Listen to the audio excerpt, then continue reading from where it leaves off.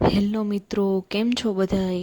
આજે આપણે સોયા ચંક્સનું શાક બનાવવાનું છે. તેના માટે આપણે એક તપેલીમાં સોયા ચંક્સ લઈ લઈશું અને તેને નોર્મલ પાણીમાં આપણે પલાળી દઈશું. ગરમ પાણીમાં પણ પલાળી શકાય. ગરમ પાણીમાં તે ઓછો સમય લે છે. અને એક કુકરમાં આપણે તેલ ગરમ કર્યું છે અને એમાં જીરું કર્યું છે અને પછી એમાં આપણે ડુંગળી એડ કરી છે. ડુંગળી છે તે બ્રાઉન કલરની થઈ જાય ત્યાં સુધી આપણે સાતળવાની છે. ડુંગળીમાં છે તે બ્રાઉન કલર જેવું થઈ જાય એટલે આપણે તેમાં ટામેટાં એડ કરવાના છે. ટામેટાં છે મેં એક પીસ જેટલે નાનું એવું પીસ જે આવે એ લીધું છે અને તેને મિક્સ કરી લઈએ. ટામેટાં મિક્સ થઈ ગયા છે અને ચડી પણ ગયા છે તો આપણે તેમાં છે સોયા ચંક્સ એડ કરવાના છે. તો સોયા ચંક્સ છે તે તમે જોઈ શકો છો ફૂલીને ડબલ થવા આવ્યા છે. સોયા ચંક્સને આપણે કુકરમાં એડ કરી દઈશું. વઘાર કર્યો છે એમાં આપણે એડ કરી દેવાના છે. સોયા ચંક્સ છે તે ખાવામાં ખૂબ જ સારા હોય છે અને પ્રોટીનયુક્ત હોય છે.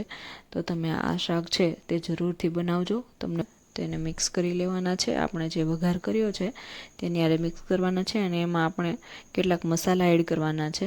મેગી મસાલો છે, હળદર છે, ધાણા જીરું પાવડર છે, મરચું છે રેડ અને સેંધા નમક એટલે કે મીઠું છે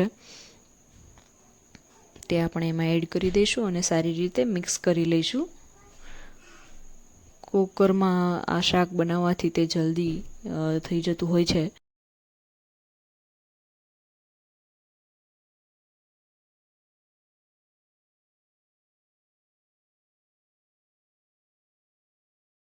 પણ રહેતી નથી. 5 કે 10 મિનિટમાં આ શાક તૈયાર થઈ જાય છે.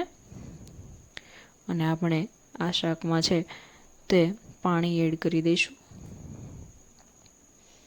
પાણી એડ કરી આપણે મિક્સ કરી લઈશું.